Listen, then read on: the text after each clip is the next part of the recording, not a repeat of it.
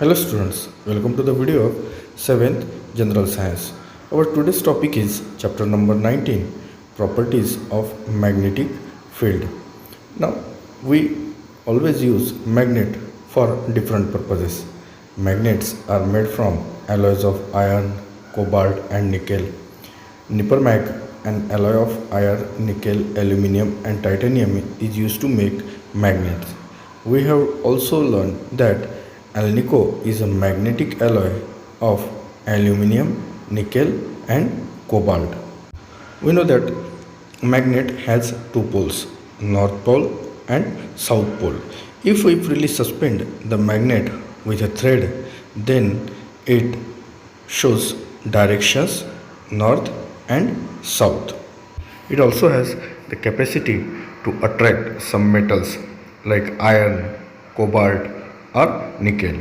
Such substances are called magnetic material, and the substances which does not attracted toward the magnets are called non-magnetic material. Now let's start to our chapter. The first point to be learned is a magnetizing. So we can magnetize the other magnetic substance by using magnet. That is called a magnetizing. So if we want to magnetize the other object, then take a soft iron piece and a bar magnet. Now we have to magnetize this soft iron bar.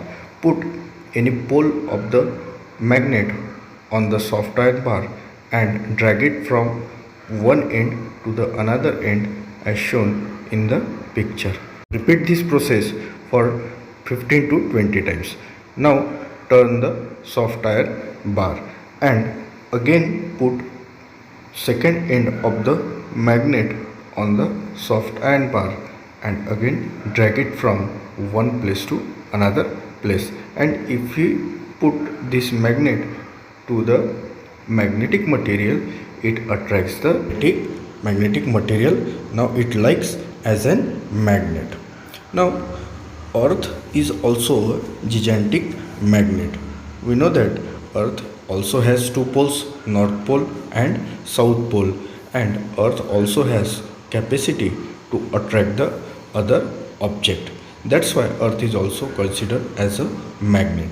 Now we know that if we freely suspend the magnet, it shows north and south direction. It means that the south pole of some gigantic magnet must be near the geographic north pole of the earth, and the north pole of the magnet near the geographic south pole of the earth. Means if we consider the bar magnet inside the earth, then the north direction shown by the magnet, it actually the south side of the earth, and the south side shown by the magnet is actually a north side of that gigantic pole, as there is a attraction between opposite poles. Marines used to find the direction in the oceans or seas by using the magnetic needle. Now let's see about the magnetic field. The field at which the magnet can attract any object, that area is called a magnetic field. To understand this, take a bar magnet and put a plastic lid or a paper on the magnet and pour some iron filings on the magnet.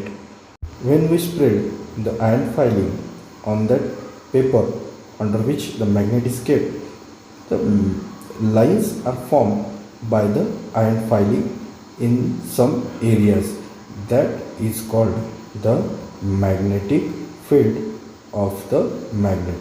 Means you can see that the lines of the iron filings are made around the magnet, and these are called the magnetic field lines, and the area up to which it attracts the iron, that is the magnetic field of the magnet.